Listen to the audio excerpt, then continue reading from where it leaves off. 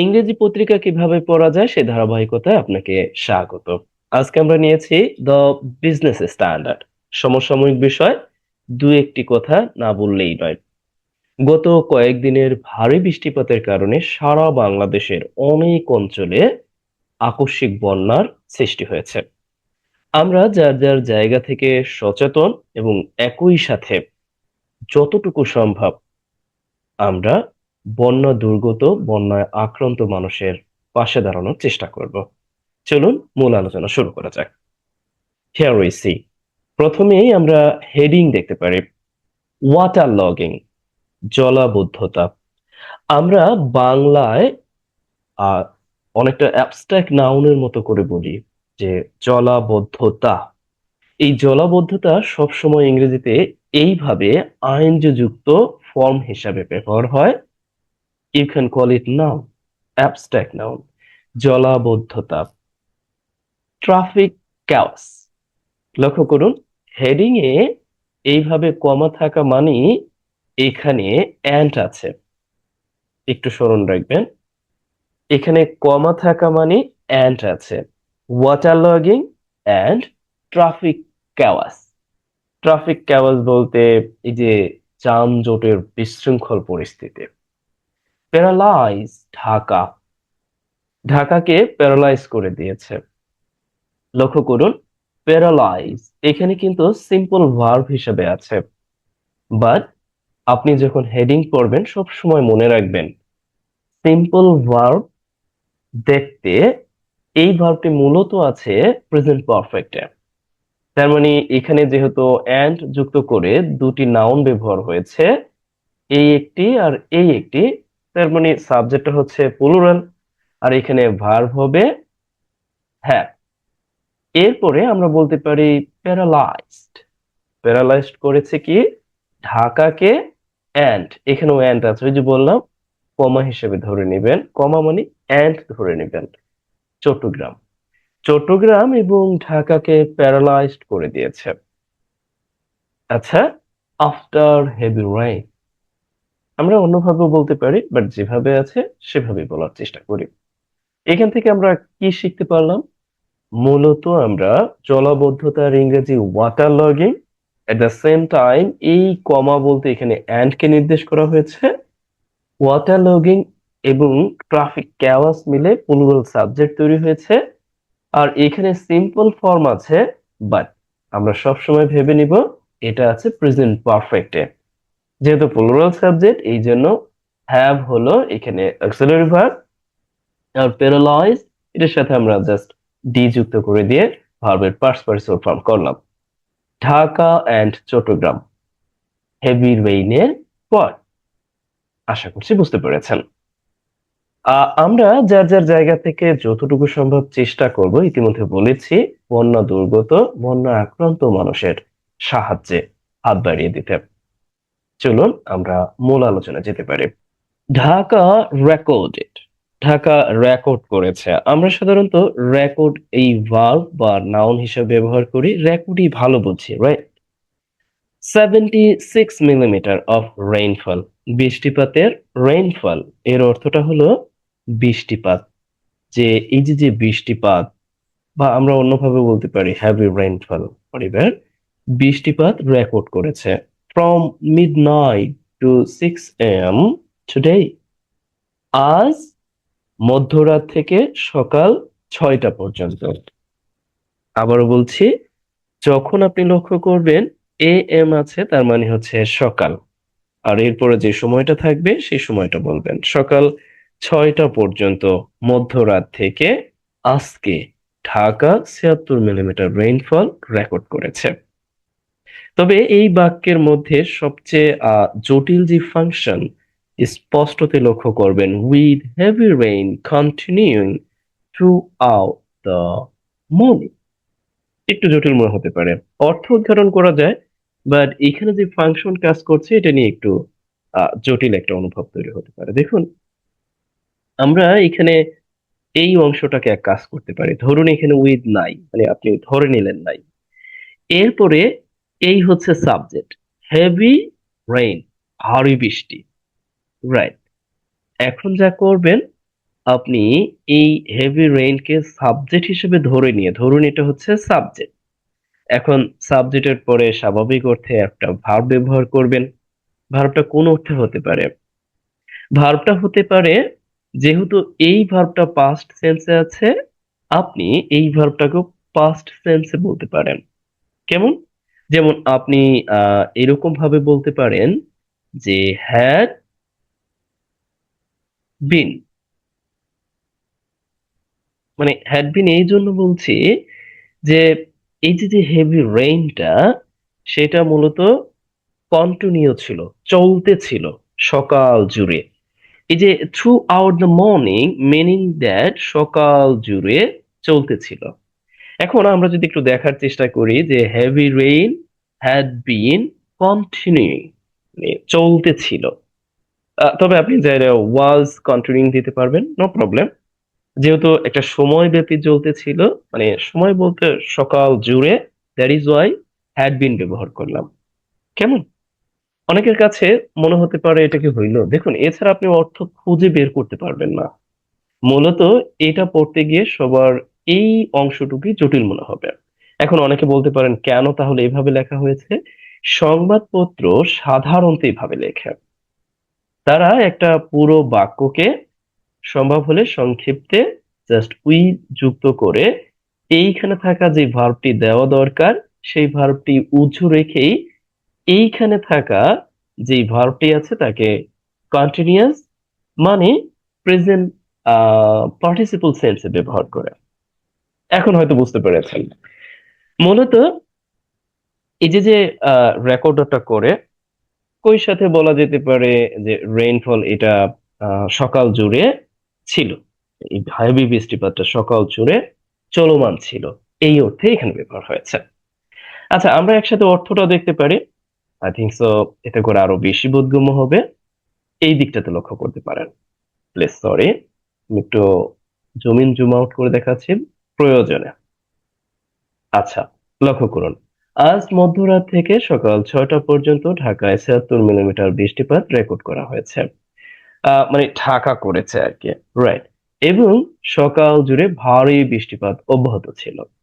এই যে যে অব্যাহত ছিল, এই ব্যাপারটা উদ্ঘাটন করতে গিয়ে আপনি যদি মূলত না জানেন যে একটা পূর্ণ বাক্যই এখানে সংক্ষেপে লেখা হয়েছে, তাহলে কিন্তু ঝামেলা। If you ask me, and how can call you this part in English? Undoubtedly, you can call this part যে আমরা যে reduce adjective clause বলি, reduce adverbial clause বলি, this part of reduce adverbial clause using uh, past, we can say here the present, যে আমরা present participle ব্যবহারটা করি সেটার দ্বারা এটা করা হয়েছে। যদিও আমি প্রেজেন্ট পার্টিসিপল নিয়ে সবচেয়ে বেশি কাজ করে থাকি এবং আপনাদেরকে আমি অবগত করি বটে যে প্রেজেন্ট পার্টিসিপল ভালোভাবে বুঝতে পারলে আপনি ইংরেজি শিখতে পারবেন। আচ্ছা, এ পর্যায়ে আপনার জন্য কাজ হলো এই বাক্যটি আপনি পূর্ণ করে লিখবেন। ওয়াজ দিয়ে লিখবেন নাকি হ্যাড দিয়ে লিখবেন, আপনার ইচ্ছে। লক্ষ্য করুন, heavy rainfall disrupted normal life। আচ্ছা, এই বাক্যটি আমরা খুব সহজেই পড়তে পারবো, অর্থ উদ্ঘাটন করতে পারবো, কিন্তু সমস্যা আছে। সমস্যা কোথায়? সমস্যা হলো এই বাক্যে অনেকগুলো প্রেজেন্ট পার্টিসিপল ব্যবহার হয়েছে। আমি আপনাদেরকে সবসময় একটা কথা বলি, আর তা হলো আপনি যখন একটা সমস্যা সম্পর্কে অবগত হবেন, সেই সমস্যাটা নোট করবেন। পরবর্তীতে যখনই দেখবেন সেই সমস্যার আঙ্গিকে আপনি যেন অর্থ উদ্ঘাটন করতে পারেন, বা নিজে যখন লিখবেন তখন খুব সহজেই দ্রুততার সাথে লিখতে পারেন। যদিও পত্রিকার ভাষা কিছুটা ডিফারেন্ট। লক্ষ্য করুন, ইনন্ডেটেড রোডস এর মানেটা কি? আপনার কাছে মনে হতে পারে আচ্ছা আইএনজি যুক্ত verb, whether it will be gerund or present participle or what, verbal noun বা কন্টিনিউয়াস, অনেক ব্যাপার আছে। বাট আমি বলছি এখানে এই যে inundated একটা verb has been used here as present participle. Triggering, triggering মানে হচ্ছে, ও আমি একটু অর্থ বলে দিচ্ছি। inundating meaning that, মানে নিমজ্জিত করা, মানে তলিয়ে দেওয়া। triggering ছড়ানো বা শুরু করা। at the same time causing কারণ হওয়া। এখানে এই তিনটি ভার্বই ব্যবহার হয়েছে প্রেজেন্ট পার্টিসিপল হিসাবে, অথচ অর্থ দিচ্ছে প্রেজেন্ট পারফেক্টে।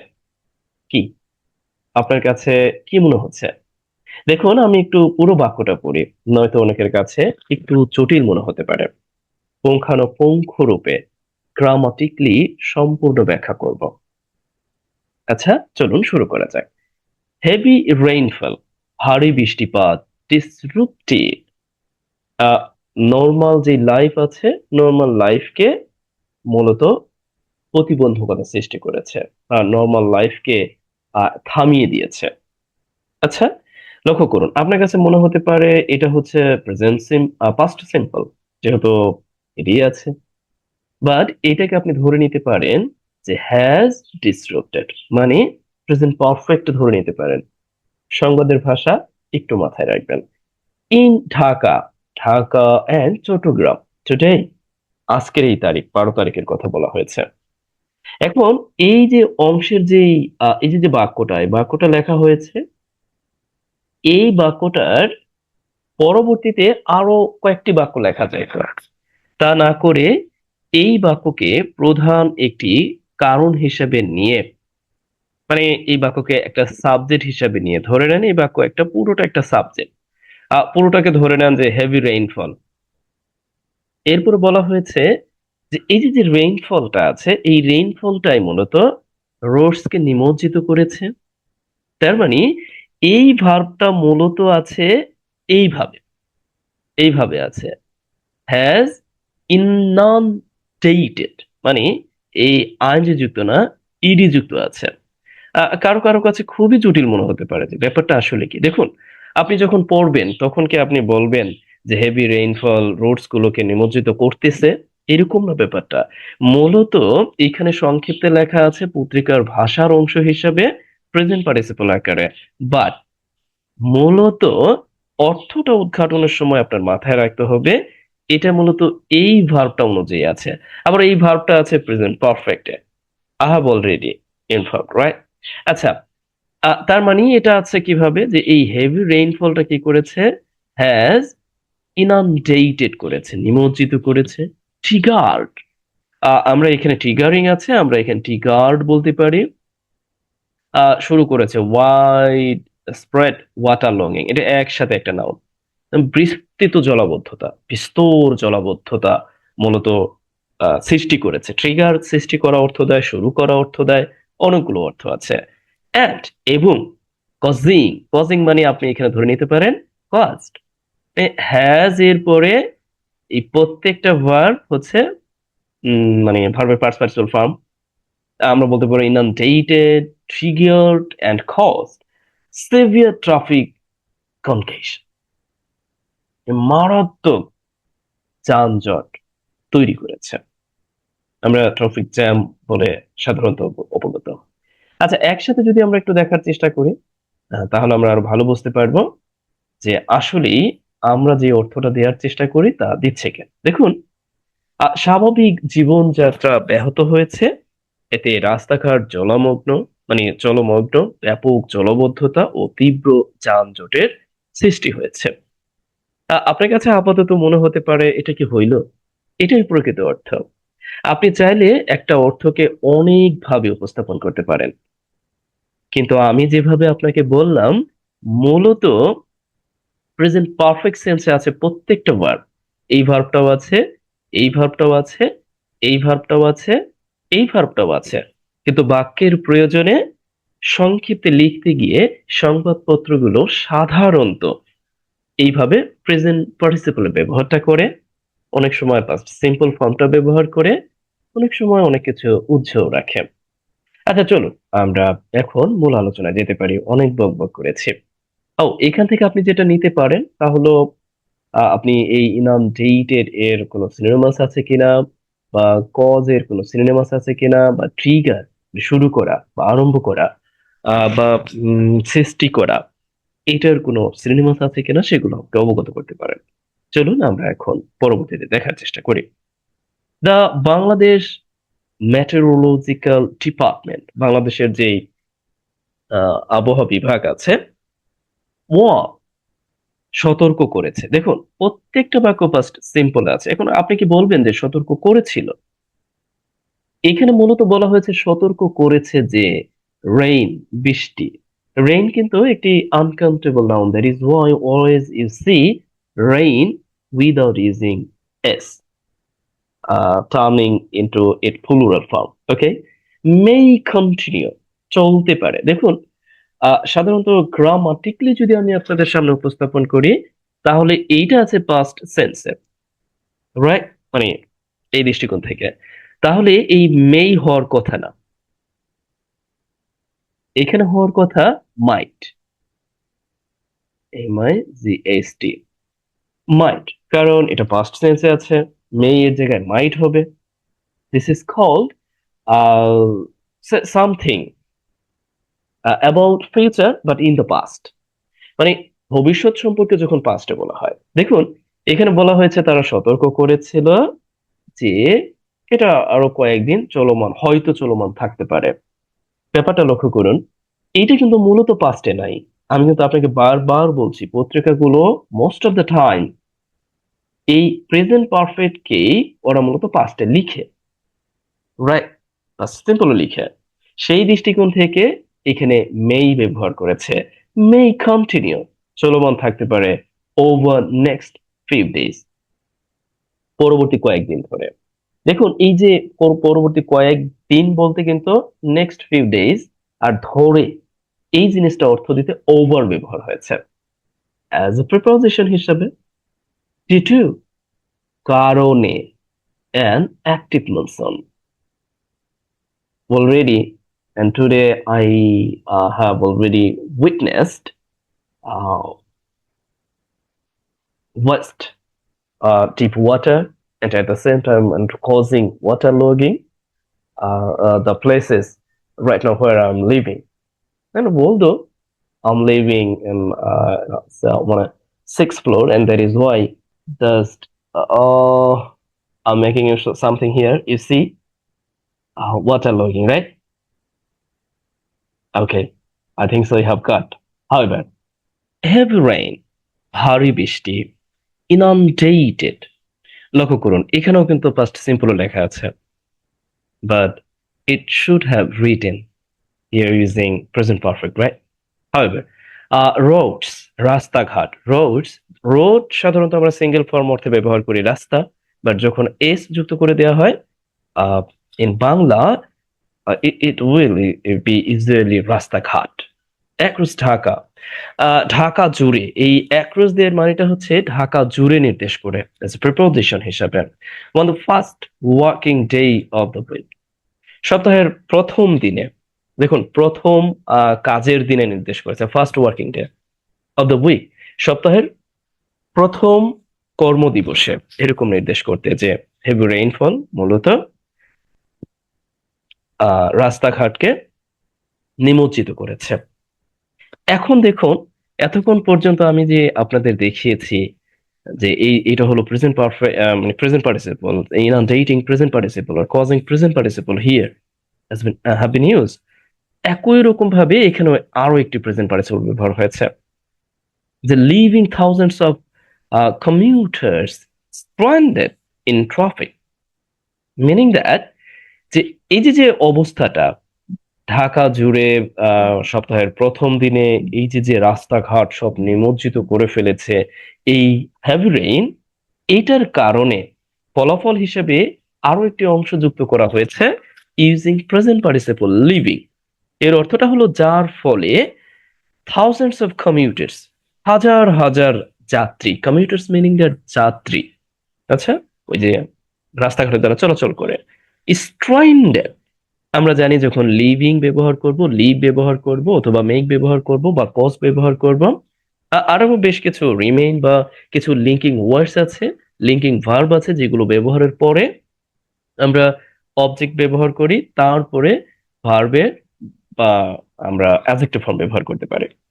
এই স্ট্রাইন্ডেড এর মানেটা হচ্ছে আটকে রাখা, মানে আটকে ফেলা অর্থে। এখানে অর্থটা দিচ্ছে যে লিভ এবং স্ট্যান্ডার্ড একসাথে, মানে যার ফলে এই হাজার হাজার মানুষ আটক অবস্থায় রয়েছে ইন ট্রাফিক, যানজটে, মানে যানবাহনে, ইন ট্রাফিক মিনিং দ্য যানবাহনে, অ্যান্ড ওয়াটিং, এবং তারা থ্রু, হাঁটতেছে, এরকম অর্থে। মানে ওয়াডিং থ্রু এখানে অর্থটা দিচ্ছে হাঁটা অর্থে, মানে চলে যাওয়া অর্থে, আস্তে আস্তে যাওয়া অর্থে নির্দেশ করেছে। যদিও বাংলা দেখাচ্ছি না, আমি দেখাচ্ছি একটু পরে। ওয়াটার লকড, জলাবদ্ধ রাস্তায়, and paying higher transport fares, এবং তারা মূলত পরিশোধ করছে উচ্চ ট্রান্সপোর্ট ফেয়ার্স, মিনিং দ্যাট ওই যে যে ভাড়া, মানে অনেক বেশি পরিবহন ভাড়া তারা পরিশোধ করছে। লক্ষ্য করুন এখানে কতগুলো আইনযুক্ত ফর্ম আছে। ফার্স্ট, লিভিং, আমরা লক্ষ্য করলাম যে এই অংশের মূলত ফলাফল হিসেবে ব্যবহার হয়েছে, যে যার ফলে এই হাজার হাজার যে যাত্রীরা আছে তারা মূলত ট্রাফিকে আটকে আছে। এই পর্যন্ত ঠিক আছে। বাট এই যে ওয়েডিং থ্রু, এই ওয়েডিং থ্রুর কাজটা কে করলো? এটা নিয়ে একটা ঝামেলা মনে হচ্ছে না?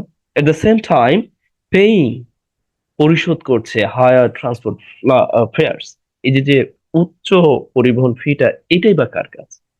লক্ষ্য করুন, এটা মূলত এই কমিউটার্সদের কাজ, মানে যাত্রীদের। তারা মূলত ওয়েডিং থ্রু, এই জলাবদ্ধ রাস্তা দিয়ে হেঁটে যাচ্ছে, মানে রাস্তার মধ্য দিয়ে হেঁটে যাচ্ছে এবং গাড়িতে উঠছে। এই জন্য তাদেরকে উচ্চ ফি, ফি বলতে আমরা যেটা জানি ভাড়া, পরিশোধ করতে হচ্ছে বা তারা পরিশোধ করছে। বুঝতে পারলেন কি? জটিল মনে হচ্ছে, তাই না? আচ্ছা, আমরা একটু একসাথে দেখি, তাহলে হয়তো আরো ভালো বুঝতে পারবো। একসাথে যদি লক্ষ্য করি, দেখুন এইখানে আছে যে যানজটে আটকে পড়ে জলমগ্ন রাস্তা দিয়ে হেঁটে যেতে বাধ্য হন এবং চড়া ভাড়া দিতে হয়। কি বুঝলেন? লক্ষ্য করেছেন তো?